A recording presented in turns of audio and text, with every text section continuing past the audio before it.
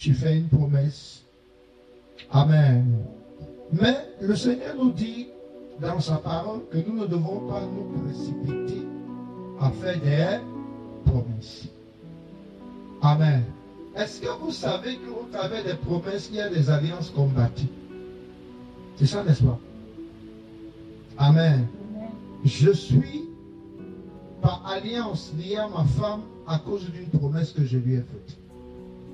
Alléluia. Elle est liée à moi à cause d'une promesse. Amen. Quand on s'est passé devant le maire ou bien à l'église, et on a dit échangez-vous les vœux, c'est ça, n'est-ce pas? Je promets de. Je promets de. Je promets de. Elle a son tour dit aussi je promets, je promets, je promets. Amen.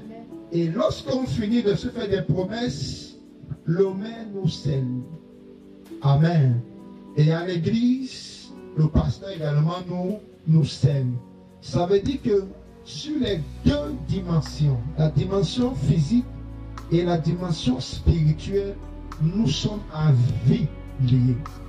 C'est pour cette raison que Jésus dit que personne ne sépare ce que Dieu a uni.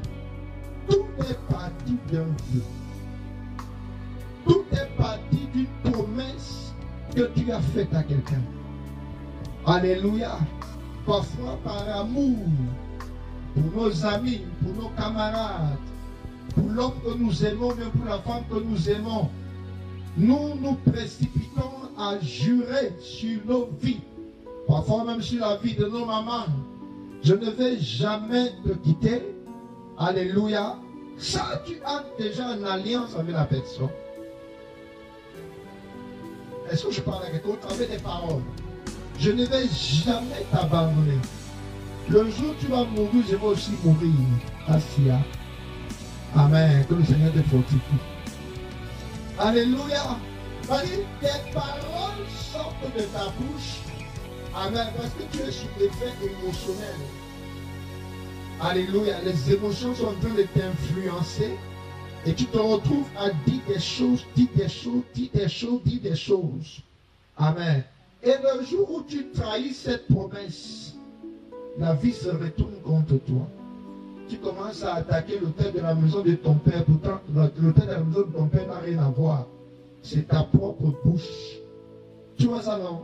Au travers de la bouche, on peut bâtir un hôtel.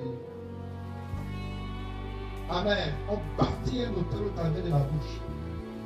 Comme au travers de la bouche, souvent trop pressé à dire des choses, à dire des choses, à dire des choses. Tu entends quelqu'un qui va te dire tout flatteur vit au dépend de celui qui l'écoute. Amen. Gloire à Dieu. Continue à flatter. Plus tu flattes, plus tu te noues des alliances. Amen. Avant de flatter, pense à ta vie et pense à la vie de tes enfants. Dis Amen. Il ne t'empêche pas d'ouvrir la bouche et ne te laisse pas entraîner par ton cœur à formuler activement des promesses en présence de Dieu. Alléluia. Tu te dis, Seigneur, je te promets, à partir d'aujourd'hui, à souhait, je vais commencer chaque jour laver le sol de l'église. Ok. Amen. Seigneur, je prends l'engagement. Je te promets d'essuyer les chaises.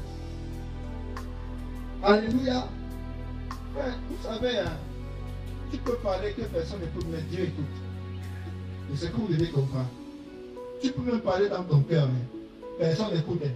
Mais la voix de ton cœur résonne comme le bas fait sur les oreilles de Dieu.